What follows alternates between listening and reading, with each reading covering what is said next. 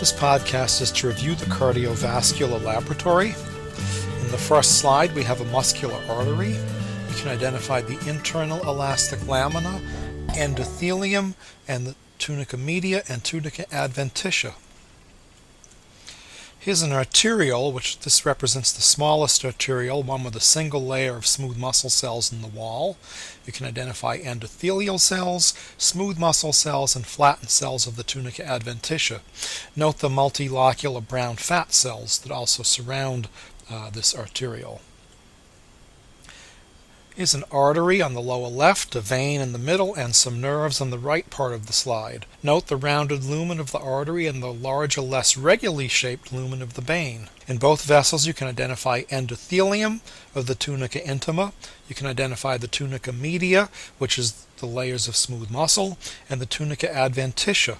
Note that the tunica adventitia of the artery and vein blend together, and there's actually a little bit of an artificial separation of this connective tissue with that of the associated nerves. In this type of a preparation, the tunica adventitias of the blood vessels just run into the connective tissue surrounding the nerve. In the nerves, you can identify myelinated axons, and you can also identify either nuclei of Schwann cells or fibroblasts, but again you can't distinguish these two.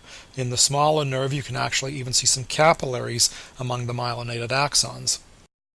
This is a plastic section of an artery on the top left and a vein on the lower right. Both of these vessels are surrounded by a lot of white adipose. You can identify endothelium of the tunica intima. You can identify the tunica media and the tunica adventitia. Note again that the tunica adventitia of the vessels blends together. This is a muscular artery. It has been stained with a special stain so that elastic fibers stain black. You can identify the internal elastic lamina of the tunica intima. You can identify the substantial tunica media and the tunica adventitia. You can also note the external elastic lamina and the fine meshwork of elastic fibers in the tunica media. This is a little bit higher magnification of the image we just saw that shows these fine, delicate elastic fibers within the tunica media. You can clearly see the internal elastic lamina and the external elastic lamina. Here's a vein, and you can actually see a valve in this vein. The valve leaflets, note they're infoldings of the tunica intima. In the artery accompanying the vein, which is seen in the lower portion of the field, you can observe the obvious internal elastic lamina. This is an artery on the top, a vein on the bottom, and some nerves on the right side of the slide.